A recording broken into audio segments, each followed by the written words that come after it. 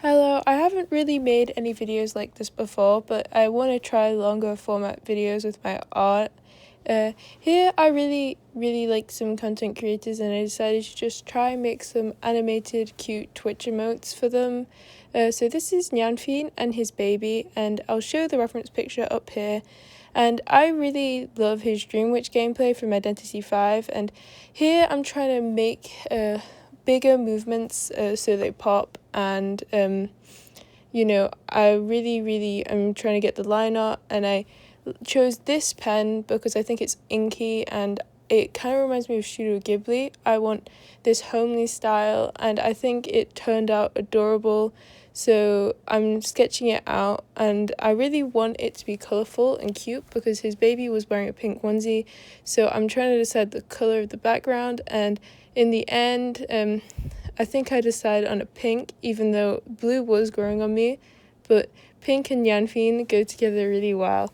And here I'm doing the colouring, and when I'm doing the frames, I started off with them really fast, but I decided only having 4 frames per second was actually better for me because it reminded me of those IDV animated portraits, and he's an IDV streamer, so I think it popped much better and it was like cuter, and I really like how this came out. Oh yeah, and when I did the layers, I decided to do one bit at a time, so I'd shade the hair and then render the hair, so I didn't have to do everything at once and I had the colours all ready, yeah. So that made it a lot easier. Okay, so here is my canvas on Procreate where I initially did my art, yeah. So this one is the one with nyanphine, and you can see at the bottom here that it's 4,000 times 4,000 pixels large. You input that when you make your canvas here, so you put it in like that, you put in the number of pixels you want your canvas to be, and this will decide the quality of the picture basically. So if I go in here, these are my frames, and I only have 4 because it's quite simple and I wanted it to be short and like pop, and I think it's really adorable, the effect. So you make it an animation by going to the little wrench at the top and turning on animation assist. This means all your layers will basically be like an animation frame, like in Flipper Clip. And then if you want to put like layers on the layer on your animation frame, you have to put your layer in a group. So in each group I have my line art and my coloring, and they're just in there. So for example, like that, yeah.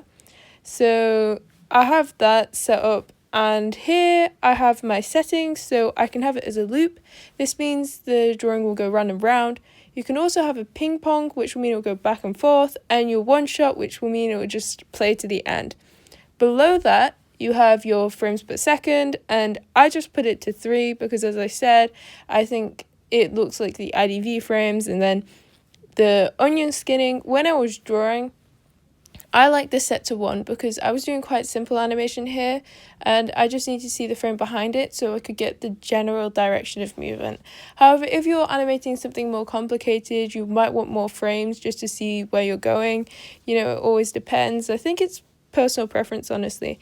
So yeah, this is the original, and then I have over here, this is the lowered pixel version where I've changed it to 112 times 112 pixels. This is because when you put it in things like Twitch, if you want to allow the person who will get the art to use it in different platforms, you might want it on lower resolution. So I just dragged the layers like so, and I took it out, and then I just plunked it into the new canvas. Yeah, so just ignore what I just did. So that was the general idea. So I just plugged it into canvas. I won't do that now though, because I don't want to mess it up. But it's really easy, and then I had it in this new canvas, but I found the lines got quite blurred when I put it in, so I used my site ink pen, which I love. I got it for free off the internet, and I just outlined the defining features just to make sure the lines were quite bold. So I just touched it up a little bit, and then I have two versions just in case you ever want to blow it up, use it for any purposes, and this one in Twitch emote format. Okay, so then I decide I want to draw zeez. He's a really, really nice, sweet guy who plays Identity V and loves Melly and her bees. So here's me drawing zeez, and I'm making his GIF, and I decide to give his little guy a Melly net and, a bee on his hair later. I think that's a nice addition because he talks about how much he loves hats, but I think it's really hypocritical that he doesn't give his actual freaking guy a hat when he talks about how it's the best design choice ever.